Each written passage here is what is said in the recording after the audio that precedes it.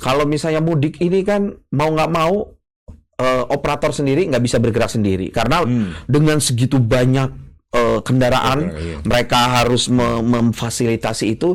Pastinya pemerintah juga harus memberi dukungan-dukungan. Jadi saya sepakat dengan mungkin rest area temporary, ataupun mungkin di beberapa lokasi itu juga diarahkan untuk keluar dan dibuat tuh rest area besar yang di luar. Karena kalau saya lihat mungkin juga kalau jalan tol ini kan terbatas sebenarnya area kanan kirinya kan. Oke, kalau menurut saya, kalau misalnya harga tiket itu sendiri, sebenarnya kan pemerintah ini cenderung menghimbau kepada maskapai untuk janganlah terlalu tinggi, karena mereka juga by regulasi juga mereka tidak bisa juga mengintervensi tiket itu. Yang bisa mereka intervensi itu adalah batas atas, batas bawah.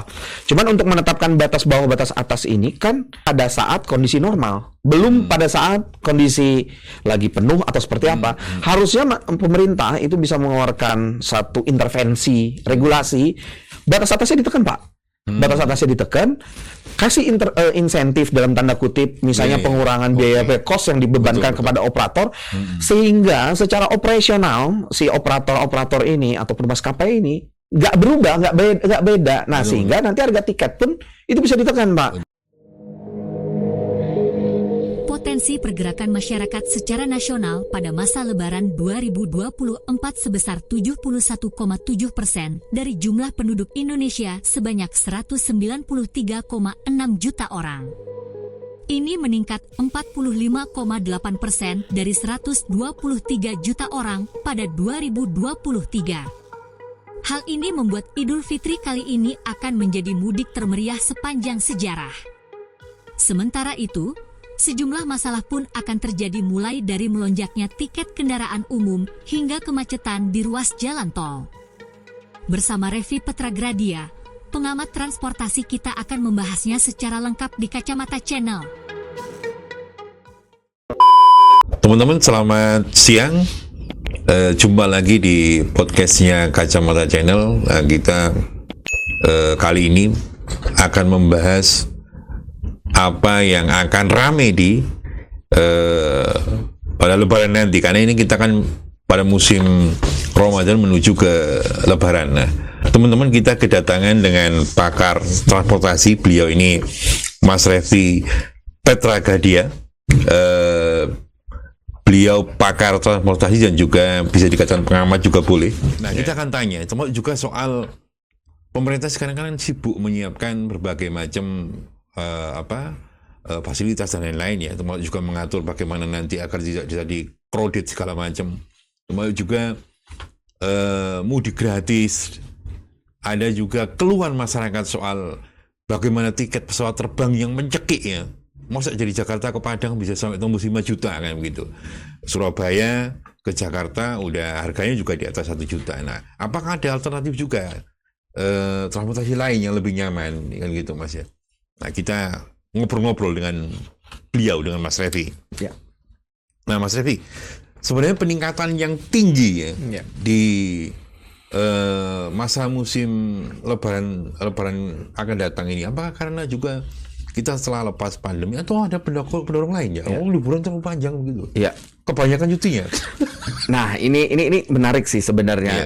Kalau kita lihat dari angka kan 190 juta sekian yang akan bergerak, di mana kalau kita bandingkan di tahun sebelumnya sekitar 120-140, kalau tidak salah 140 juta, berarti naik hampir 40%-an.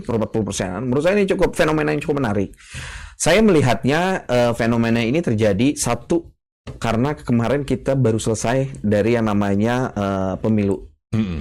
Orang-orang pada saat menjelang pemilu 2-3 bulan sebelumnya, orang-orang masih wait and see dengan kondisi ekonomi ke depan seperti apa, kemudian melihatnya seperti apa gitu kan. Itu saya melihatnya seperti itu. Nah, kemudian yang kedua tadi mungkin secara offline seperti kita diskusi juga, itu adalah terkait dengan pemerintah juga membanjiri ini bahasanya,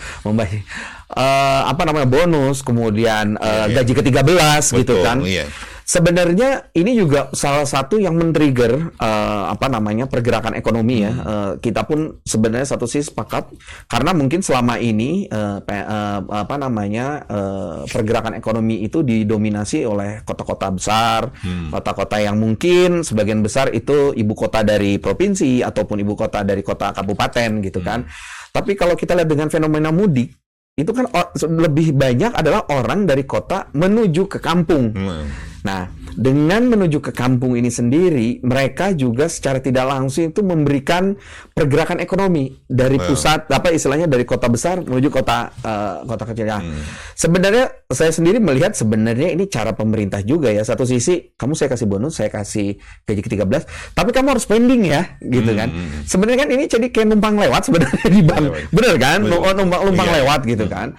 Tapi satu sisi dengan kita lihat, walaupun kita lihat kemarin Kementerian Keuangan, Bank Indonesia sudah mengatakan bahwa ekonomi ke depan ini uncertainty-nya cukup tinggi, tapi memang di Indonesia ini ekonomi kita itu kan sebenarnya tidak terlalu pengaruh secara global ya. Kita lebih cenderung dipengaruhi oleh komoditi-komoditi lokal kita, ya kan? Di mana orang-orang sekarang cenderung berdagang dengan melalui e-commerce dan lain-lain, sehingga secara tidak langsung hal inilah yang menyebabkan mereka jadi merasa, oh iya saya harus bawa sesuatu nih ke daerah, atau bawa sesuatu nih ke kampung saya. Nah, selain itu juga kalau saya lihat terlepas dari pandemi, sebenarnya kemarin pun yang 2023 juga sudah kita udah selesai gitu ya. Tapi kalau saya lihat juga dengan makin tersambungnya jalan jalan tol, kemudian fasilitas infrastruktur yang diberikan pemerintah ya, khususnya yang di jalan, sekarang masyarakat itu lebih senang menggunakan kendaraan pribadi mereka, khususnya mobil dan lain-lain. Karena menurut mereka kalau dihitung-hitungan lah tadi, Bapak juga udah bilang juga kalau sekarang harga tiket udah lebih dari 1 juta gitu. Tapi kalau misalnya pulang kampung kan nggak mungkin 1 orang 2 orang, Pak. Pasti kan akan rombongan anak, istri, mungkin minimal 3-4 orang, Pak. Sekarang kalau kita beli tiket 1 orang yang misalnya bolak-balik 3 juta misalnya kali 4 udah 12 juta. Dengan mobil sekarang sudah tersambung, kemudian pemerintah juga memberikan beberapa fasilitas-fasilitas panjang jalan tol yang menurut saya memanjakan. Akhirnya mereka memilih untuk itu, walaupun ada implikasinya juga kemacetan yang akan terjadi. Nah, Mas Refdy, menarik juga begini. Dengan jumlah pemudik yang begitu besar ya, misalnya kita ngomong soal darat aja, saya tuh belum bisa membayangkan nanti seberapa di lapangannya begitu. Yang kemarin-kemarin aja itu kan sempat juga terjadi beberapa kemacetan, terutama yang di ruas utama di Tol Cipali dan lain-lain. Nah, kalau Mas Refdy melihat bagaimana ini nanti, pemerintah harusnya seperti apa? Paling tidak. Betul. Karena kan banyak sekali ini, pertanyaannya udah luar biasa gitu. Iya, kita mungkin cukup mengapresiasi ya dengan beberapa program-program pemerintah, kemudian dukungan-dukungan pemerintah mulai dari mudik gratis, kemudian juga dengan berbagai intervensi di lapangan seperti misalnya kontraflow, kemudian ganjil genap, penerapan 1 arah, walaupun itu situasional gitu ya, bukan hanya di jalan tol, tapi juga mungkin jalan-jalannya mungkin nanti menjadi tujuan itu sendiri. Menurut saya ini adalah satu hal sebagai tindakan preventif maupun juga kuratif saya bilang ya oleh pemerintah. Tapi juga saya harus melihat satu isu adalah selama ini waktu orang untuk melaksanakan mudik itu rata-rata kan mungkin kalau kita lihatlah beberapa statistik itu rata-rata antara H-2 sampai dengan H-4 lah. Rata-rata orang-orang agak seperti itu. Nah, dengan window H-2, H-4 itu kan menyebabkan terjadinya penumpukan sebenarnya. Orang-orang yang berpergian pada hari itu jadi penumpukan. Dan kita juga tahu bahwa 196 juta orang akan bergerak di lokasi yang sama, walaupun itu dengan tersebar, ada yang naik kereta, ada yang naik pesawat dan lain-lain. Pastinya itu tidak akan bisa dipenuhi atau difasilitasi oleh angkutan umum yang ada gitu kan. Sehingga kalau saya lihat yang namanya kemacetan itu tidak dapat terelakkan. Makanya kalau saya mungkin boleh usul juga, pemerintah untuk mudik gratisnya itu di spread tuh Pak. Mulai dari H-7, H-6, H-5, H-4 sampai dengan H-2 gitu. Jadi istilahnya juga itu juga menjadi pilihan orang-orang gitu kan. Selain itu juga pemerintah juga bekerja sama dengan swasta gitu ya.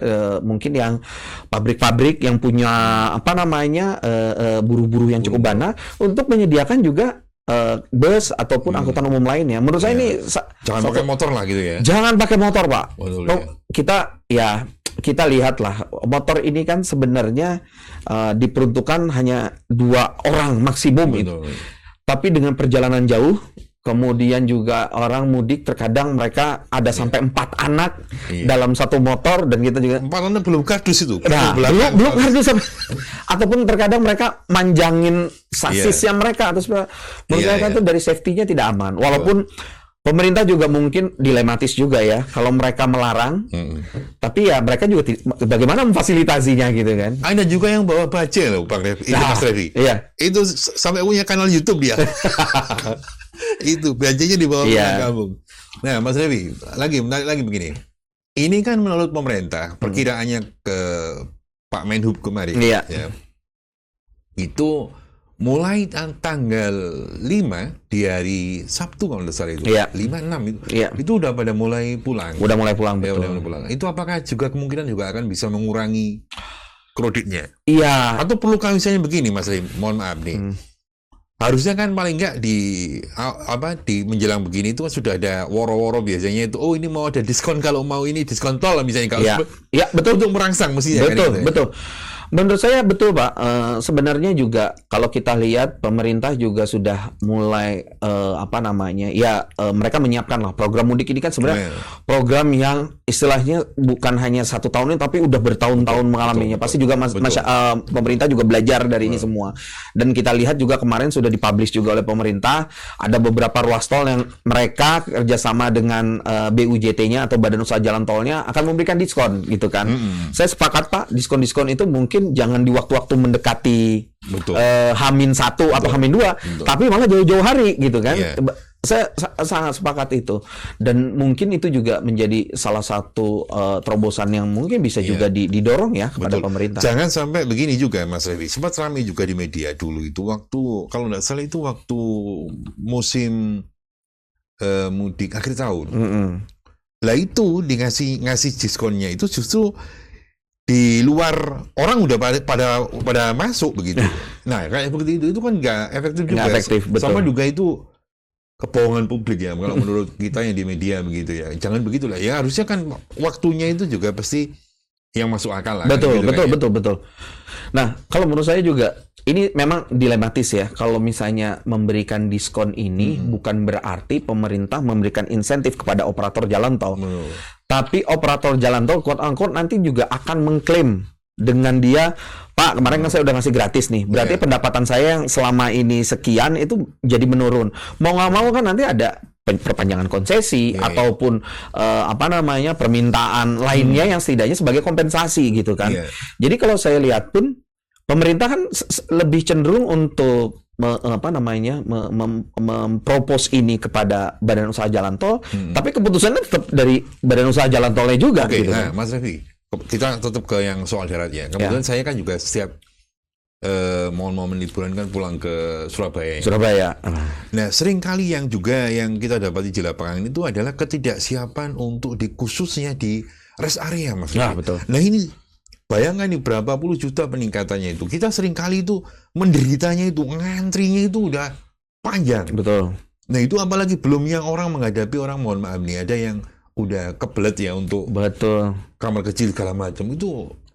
Wah itu tuh nggak nyaman. Nah itu harusnya ada paling tidak pemerintah mendorong lebih lebih ketat lagi ya soal persiapan mereka yang pengelola. Apalagi kan kita juga pengguna bayarnya nggak sedikit loh. Betul. Kalau saya lihat ya, kalau misalnya fenomena rest area, memang kita kembali ke aturannya. Di Permen PUPR sendiri situ sudah diatur rest area mulai dari tipe A, tipe B, tipe C, di mana masing-masing tipe itu ada jarak minimum dari tiap pintu tolnya gitu kan. Nah, saya melihat memang jalan tol ini sendiri didesainkan sesuai dengan proyeksi kendaraan yang lewat, dan itu pun kan kita ambilnya sebenarnya nggak yang jam puncak istilahnya pas mudik saja, tapi kan mungkin dengan rata-rata sebenarnya berapa persen sih tercapainya gitu kan. Sehingga kalau saya lihat memang fenomena ini, makanya pemerintah juga kalau misalnya sudah sampai menumpuk diarahkan untuk cari yang lain. Tapi saya pun pernah mengalami, Pak. Saya pernah mungkin 5 tahun lah sebelum pandemi, saya mudik ke Bandung lah, itu paling dekat gitu ya. karena rest area tutup, mau nggak mau saya selalu siap sedia menyiapkan botol aqua, Pak. Iya kan?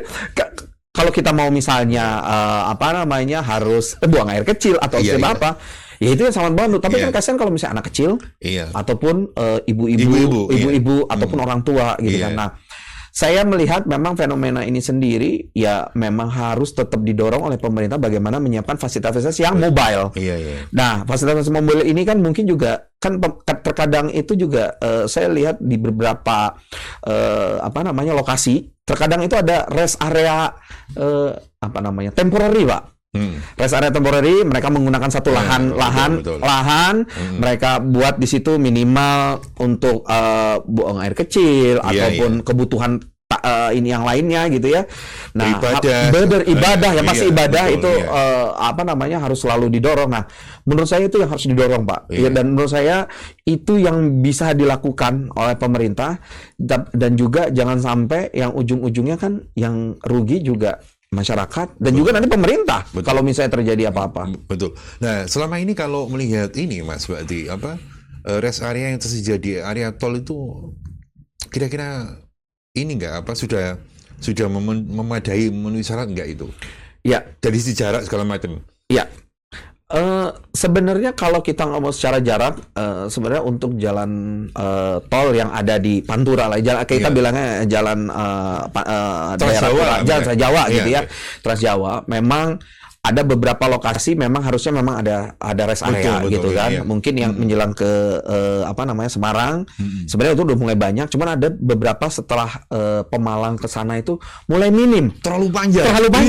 Ini mana mana rest areanya? Nah, menurut saya itu juga harus difikirkan dan nah ini dan ini juga mungkin juga harus dikerjasamakan, karena kembali lagi bisnis rest area ini memang bisa menjadi bagian dari bisnisnya Badan Usaha Jalan Tol, tapi juga bisa bisnisnya private sector, dia bekerja sama dengan jalan tol. Nah, inilah yang menurut saya yang terus harus didorong oleh pemerintah, bagaimana bisnis jalan tol juga tetap jalan, bisnis rest area juga memadai, dan juga mungkin di beberapa lokasi, saya sih ngelihatnya itu, pokoknya mulai dari Pemalang ke sana itu mulai minim tuh. Betul.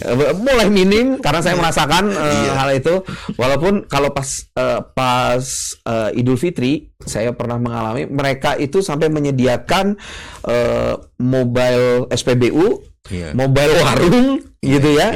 Ya walaupun itu cuma sebenarnya temporary gitu. Nah, ini menurut saya itu yang harus didorong. Betul.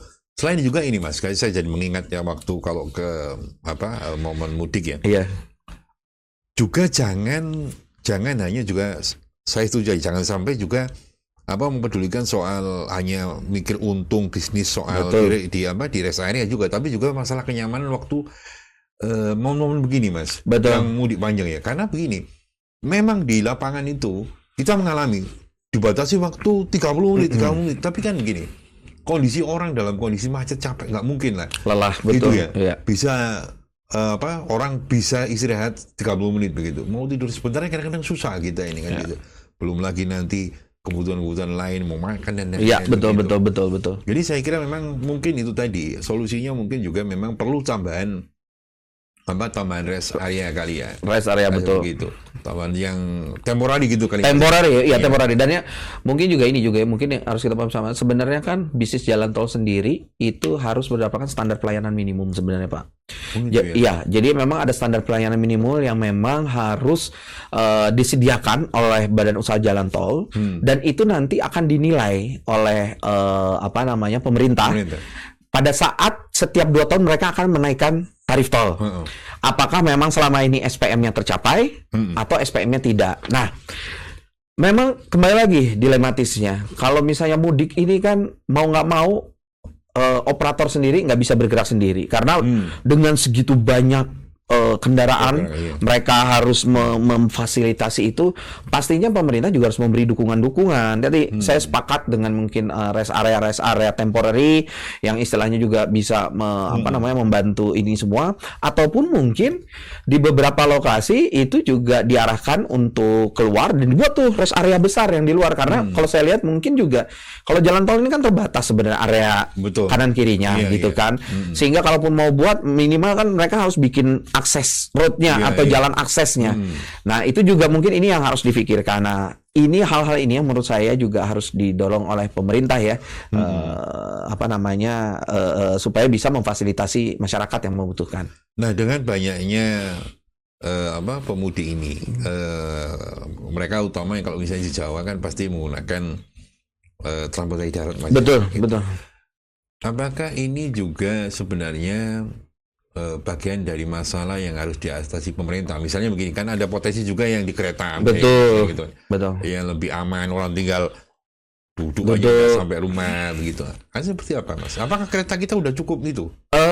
Ya itu, sebenarnya kalau kita bilang cukup atau tidak, saat ini kan memang untuk jalur kereta di daerah Jawa itu sebenarnya udah double track ya. Jadi udah mulai masing-masing arah udah punya ini. Meskipun kadang ada tabrakan. Kalau tabrakan itu ya terkadang ada ya, kadang-kadang kita juga tidak paham ya. Kayak kemarin terakhir yang di Purwakarta itu kan, Purwakarta gitu kan. Itu juga sampai sekarang kita belum tahu juga hasil dari KNKT-nya apa gitu ya. Tapi kembali lagi cerita tentang kereta itu sendiri. Sebenarnya pemerintah dulu itu sudah punya perencanaan atau master plan untuk membuat jalurnya itu double track. Jadi dengan harapan dengan double track akan bisa dipisahkan time window-nya antara angkutan barang dengan angkutan penumpang. Memang kalau kita bilang jalur kereta, sebenarnya kan ini peninggalan Dendels, Pak. Betul. Peninggalan lama yang dihidupkan lagi dengan revitalisasi, dengan reaktivasi dan lain-lain gitu kan. Nah sebenarnya kan kalau kita bilang jalur-jalur baru itu sedikit, Pak. Nah menurut saya inilah yang harus didorong, bagaimana si double track itu ataupun jalur-jalur ini itu juga harus segera disiapkan. Selain itu juga kalau kan mereka juga kereta itu ada program bagi orang-orang yang mau mudik dengan motor, mereka tidak harus bawa motor, tapi si motor itu bisa dibawa di kereta, ya kan? Dan setiap mereka nanti mengirim motornya, mereka dapat 1 tiket, Pak. Menurut saya ini hal-hal yang perlu didorong, semakin banyak. Walaupun kembali lagi time window ataupun grafik perjalanan GPK lah kalau kita bilang itu masih kurang, Pak, untuk memfasilitasi kebutuhan ini semua gitu. Khusus untuk Jawa, Mas Raffi ya, itu sebenarnya masih kurang nggak jadwal kereta segala macam yang untuk mudik ya, misalnya kan, dengan jumlah penduduk Jawa yang membengkak begitu. Betul. Nggak tahu nanti kalau ada ibu kota baru ya mungkin kurang kali. Tapi untuk melihat saat ini ya sebenarnya kurang atau enggak itu? Masih perlu tambahan nggak kiranya? Gini, sebenarnya kita juga harus melihat fenomenanya pada saat bukan mudik. Bukan mudik, oke. Sejauh mana demand dari kereta itu sendiri, apakah memang penuh, atau memang kurang, atau seperti apa? Karena kembali lagi, apabila memang frekuensi itu ditambah, tapi tidak orang-orang, pasti kan itu jadi beban cost juga dari PT KAI. Tapi memang perlu istilahnya intervensi kalau menurut saya, intervensi dengan waktu-waktu tertentu, yang istilahnya pemerintah harus menambah jadwal nih.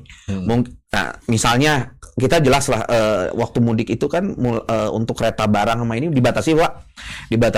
Nah, itulah di situ nambah frekuensi untuk keretanya. Selain itu juga kita lihat rangkaian kereta kita ini kan maksudnya banyaknya diesel ya. Kereta diesel, dan mereka juga ada keterbatasan untuk menarik wagonnya ataupun keretanya sendiri kan maksimum kalau nggak salah sekitar 12 rangkaian lah, 12 rangkaian ini. Nah mungkin ini juga perlu dicari teknologi ya untuk lokonya sendiri sehingga itu mampu lebih panjang lagi gitu. Kayak kita di luar negeri itu kan panjang, Pak. Betul. Bisa sampai kadang-kadang bisa sampai 14.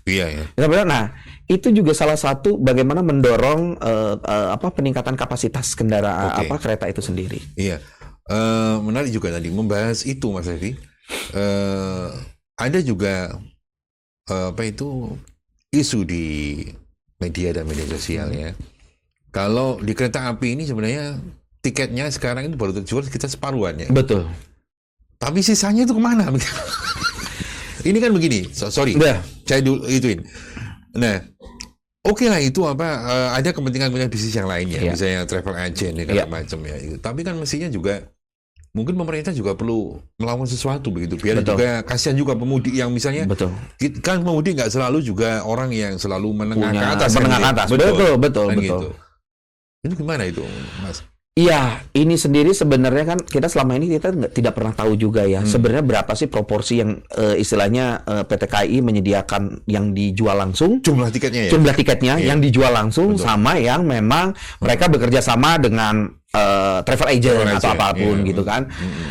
Ini juga memang kita tidak tahu berapa sih proporsinya. Walaupun mereka bilang, "Enggak, ini kita masih menyediakan dan lain-lain." Tapi kayak kemarin kita lihat baru dibuka seminggu yang lalu, itu hanya dalam waktu sejam, ludes kereta itu. Nah, maksud saya juga ludesnya ini tadi betul Pak, mungkin ya terlepas kita husnuzon juga pemerintah memang frekuensinya karena kurang dan juga kebutuhannya tinggi, tapi transparansi juga dalam penjualan tiket itu perlu disampaikan gitu. Sehingga menurut saya sepakat Pak, karena pengguna kendaraan umum ini kan mayoritas itu menengah ke bawah lah kalau kita bilang kereta, bus, kalau kapal itu kan semua menengah ke bawah Pak. Perlu juga pemerintah melihat menyediakan angkutan umum yang memang secara affordability kemampuan itu bisa dibeli oleh masyarakat. Dan juga mereka perlu juga mengatur, bolehlah tuslah, tapi jangan juga keterlaluan juga tuslahnya sampai 100% kan nggak mungkin lah. Nah itu menurut saya itu yang perlu diawasi atau seperti apa ya oleh pemerintah. Betul, apalagi kan begini, diperkirakan juga mudik motor juga kan masih banyak juga. Betul. Puluhan juta juga masih. Betul. Paling nggak kalau mereka paling opsinya juga salah satunya kalau nggak bis ya kereta api. Cuma kalau kereta api juga tiketnya nggak ada. Iya nggak ada. Betul. Mau gandol kan? Iya. Truk. Nah, tapi banyak Pak. Itu truk-truk yang nganggur. Iya Pak. Truk-truk yang nganggur. Saya ya inilah pengalaman ART juga di rumah. Saya tanya, kamu kalau pulang kampung selama ini gimana? Nunggu rombongan katanya. Nunggu rombongan gimana? Biasanya mereka punya truk, terus mereka tutup atasnya, karena kan kalau truk terbuka kan nggak boleh bawa orang Pak. Mereka tutup, nah akhirnya mereka itu ikut semua Pak. Itu bawa motor kadang-kadang, bawa ini semua. Nah, tapi kan kembali lagi dari segi keselamatan itu sangat-sangat berbahaya Pak. Nah, menurut saya ya sekarang memang tidak bisa dipungkiri tetaplah pengguna motor itu ada karena dengan keterbatasan kendaraan umumnya. Cuman bagaimana pemerintah bisa menyediakan fasilitas yang bisa menjamin masyarakat aman, nyaman, terkendali selama mudik, ini yang menjadi tolak ukur ya. Apakah sukses atau tidaknya program mudik oleh pemerintah ini. Iya, saya itu pernah dengar teman saya barusan kalau nggak salah itu di libur Lebaran kemarin. Sendirian dia Mas, bawa motor dari Surabaya di kawasan Kenjeran sampai di sini Depok. Dia 2 hari 2 malam. 2 hari 2 malam. Sendirian. Dia pakai motor. Katanya, loh kenapa emang pakai motor itu? Mau naik kereta api biayanya mahal gitu. Jadi terpaksa ini apa itu bawa motor sendiri. Katanya begitu. Nah, kemudian kalau kita melihat ini fenomena masih banyaknya pemotor juga yang membawa kendaraannya sendiri sampai ke kampung itu dari sisi pemerintah sendiri ya itu sebenarnya perlu nggak misalnya membuat peraturan yang lebih tegas demi keselamatan ya. Tapi di sisi lain juga harus ada solusi buat mereka sampai ke kampung. Betul. Gitu. Sebenarnya kan kalau tadi kembali lagi, kalau kita berbicara pesawat, kereta, itu kan lebih ke bukan door to door services, mereka point to point. Mereka selalu bilang kalau misalnya udah point to point, terus nanti saya dari sananya ataupun dari ininya saya naik apa? Dengan mungkin juga dengan keterbatasan orang, mereka pasti akan berhemat Pak. Karena kan mereka harapannya bawa uang dari kota ke sana supaya orang desa mereka bisa menunjukkan oh iya kita berbagi dan lain-lain. Tapi kalau semua itu mereka harus bayar kan pastinya juga uangnya juga terbatas gitu. Dan menurut saya betul Pak, pemerintah perlu mengintervensi bagaimana juga menyediakan angkutan-angkutan penghubung. Penghubung dari poin ataupun stasiun-stasiun tujuan maupun asal, sehingga masyarakat nanti itu akan lebih senang menggunakan kendaraan umum. Dan juga pemerintah perlu meningkatkan ketersediaan dari angkutan umum itu. Dan terakhir juga pengaturan terhadap tiket itu perlu juga diawasi secara ketat, karena terkadang pemerintah berkata oh itu udah diatur batas atas, tapi kadang-kadang kalau kita lihat ya saya juga pengalaman, saya suka beli di Traveloka, betul Pak, Yang biasanya 1,5 juta kadang-kadang bisa sampai 4 juta walaupun di situ tulisannya ekonomi ekonomi gitu. Kalau bisnis sih kita masih ini Mbak ya. Tapi ini ekonomi gitu. Nah, ini menurut saya harus didorong oleh pemerintah. Mas Reddy, menarik juga ini. Kalau soal masalah mahal-mahal itu yang tiket mahal jadinya ada tiket goib yang gitu, yang katanya jualnya cuma 50% gitu, yang lainnya nggak tahu entah tersembunyi di mana gitu. Nah, terkait tiket pesawat, Mas. Ini kan ada keluhan banyak ya, sampai Menteri Pariwisata juga ngomong, terus kemudian Menteri PMK juga ngomong. Nah, salah satu solusinya itu dengan mendatangkan pesawat. Betul. Ya kita menyadari sih memang kalau biasanya momen begini kan dimanfaatkan ya memang. Betul. Cuma mesti nggak harusnya misalnya pemerintah itu harusnya kan memberikan misalnya aturan yang lebih rigid. Itu misalnya begitu, bukan cuma sekedar dikasih ini yang paling atas segini sama paling bawah segini ya kan. Batas atas batas bawah. Iya betul. Paling nggak kan hal itu juga di sisi lain mereka yang juga yang misalnya jauh-jauh kan juga bisa balik ke kampung halamannya. Begitu. Betul. Fenomena tiket pesawat memang ini cukup menarik Pak, karena memang kita paham pada waktu COVID hampir 50% pesawat yang ada di maskapai itu kan ditarik semua oleh leasing ya. Karena kan memang kalau di dunia bisnis pesawat ini kan bisa kita bilang maskapai itu nggak punya pesawat, quote unquote ya, nggak punya pesawat. Mereka pasti akan kerjasama lah perusahaan-perusahaan leasing dan lain-lain. Karena waktu pandemi itu mereka tidak beroperasi, mereka tidak bisa membayar, sehingga kemarin itu saya paham Pak Sandiaga Uno juga mengatakan dari yang sebelum COVID itu sekitar 600 sampai dengan 700, sekarang itu ketersediaan baru sampai 500. Jadi dengan gap itu menjadi justifikasi dari pihak maskapai, loh kita ini terbatas. Anda minta kami memfasilitasi ini semua, tapi Anda juga tidak memberikan insentif kami terhadap harga aftur, harga biaya di airport. Kemudian tidak ada insentif untuk passenger service charge juga. Lah, operasionalnya kan kami juga harus mengeluarkan gitu. Kan mereka juga pasti akan berpikir itu. Nah, tadi Bapak dengan pemerintah mencoba mendatangkan pesawat-pesawat. Menurut saya juga mendatangkan itu sebenarnya itu nanti dititipkan ke maskapai, Pak. Tidak mudah ya itu? Tidak mudah. Itu kan dititipkan ke maskapai. Mereka harus menyediakan, mereka harus bayar biaya parkir, mereka harus menyediakan biaya taksinya, mereka harus bayar ke navigasi, airnav untuk setiap ini semua. Kan itu kan kos lagi, Pak. Mahal berarti Mas itu. Parkirnya mahal ya? Iya. Biaya itu kan yang ada, Pak, dan itu yang dikenakan oleh maskapai. Pasti mereka akan berhitung gitu kan. Nah, sekarang juga misalnya disediakan carrier yang didatangkan dari mana. Tapi ternyata pas udah disediakan nggak ada yang beli, sama saja. Karena ya kembali lagi untuk tiket sendiri walaupun udah dijelaskan batas atas batas bawah, tetap kan itu ya pasti kalau menurunkan itu perlu intervensi. Mas Rebi, gini. Ada anggapan orang yang misalnya begini, tiket itu dari Padang ya dari Jakarta ke Padang, tapi dilewatkan ke Malaysia. Ada yang bilang itu kesengajaan untuk demi biar itu rutenya itu terisi kayaknya begitu. Ini gimana itu? Itu atau memang jadwalnya sudah terlalu penuh? Memang biasanya kalau pengaturan rute atau apapun memang pasti itu ada perhitungannya juga gitu kan. Terkadang mungkin ada satu rute misalnya memang ini gemuk. Ada satu rute yang tidak gemuk, terlalu kurus gitu kan.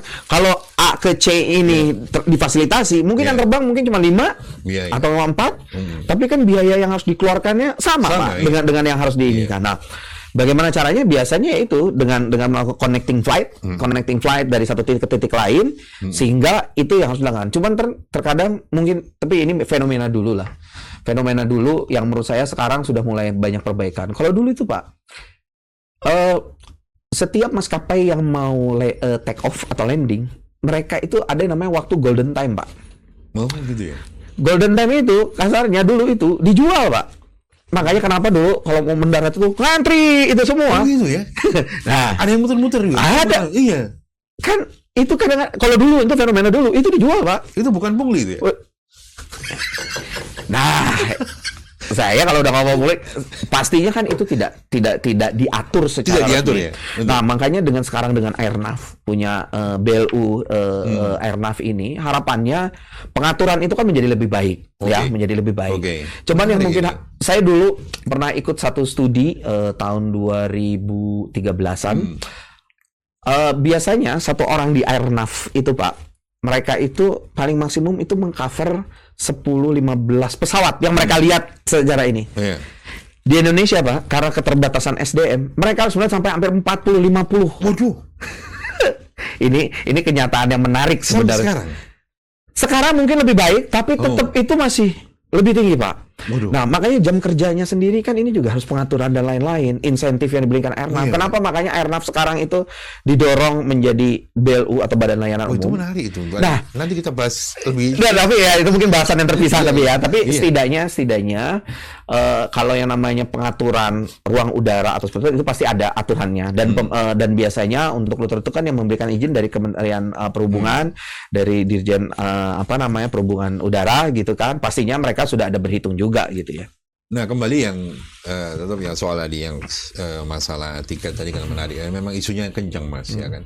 Terutama saudara-saudara kita yang pulangnya jauh. Betul. Gitu. Ada teman-teman juga di sini yang juga pulangnya ke Sumatera, jauh-jauh. Kasihan juga. Sementara mereka juga nggak mungkin ngambil cuti terlalu panjang. Betul. Ya kan, gitu kan? Betul. Gitu. Nah, adakah itu mungkin ada saran, Mas, ke pemerintah mungkin ya gimana biar ini baik? Maksudnya oke, silakan waktu ini memang maskapai dapat untung ya, agensi juga dapat untung, tapi juga jangan terlalu dicekik masyarakat.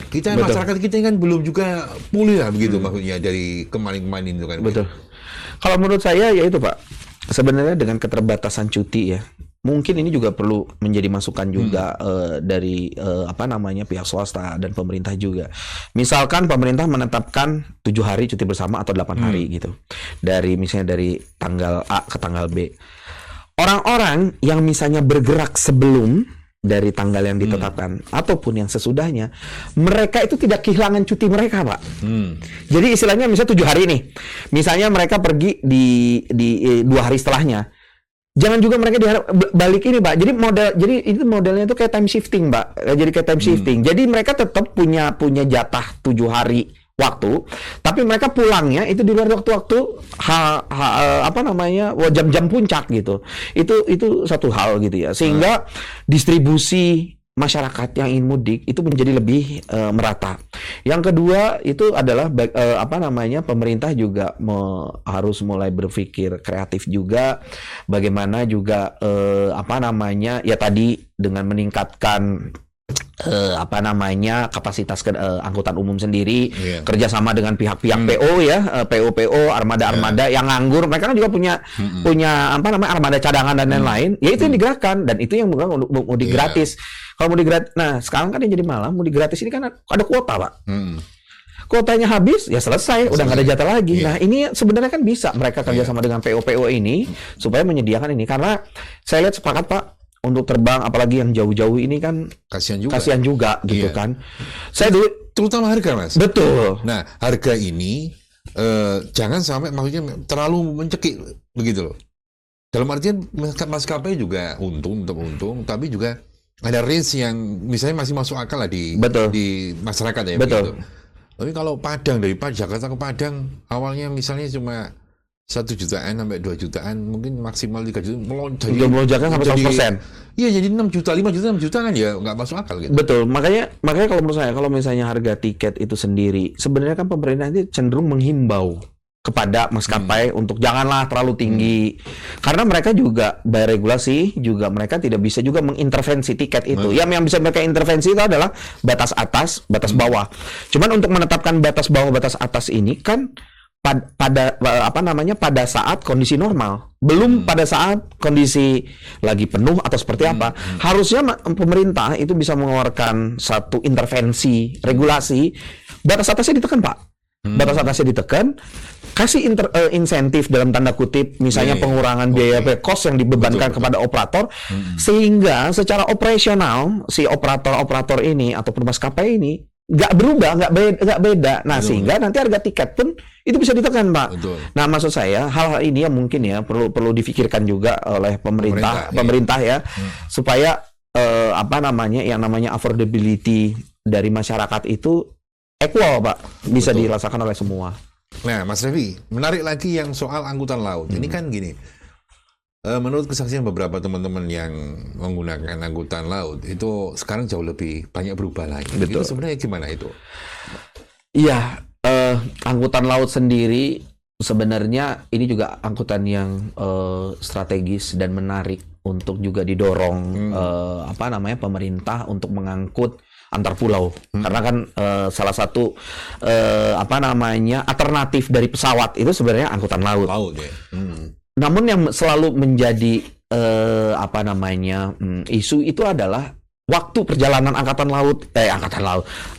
laut ini kan lebih lama dari ini. Tadi kembali lagi ke waktu libur mereka yang terbatas tadi. Iya. Sehingga misalnya mereka hanya punya 7 hari, perjalanan 1,5 hari, pulang 1,5 hari, artinya udah 3 hari, efektif mereka 4 hari, Pak. Iya, habis di laut. Sengebut-ngebutnya kan seperti itu gitu. Nah, makanya kalau menurut saya kapal laut itu sendiri juga memang perlu juga kita apresiasi lah kapal-kapal ro-ro ataupun kapal-kapal penyeberangan ASDP kita udah banyak nih yang bagus nih.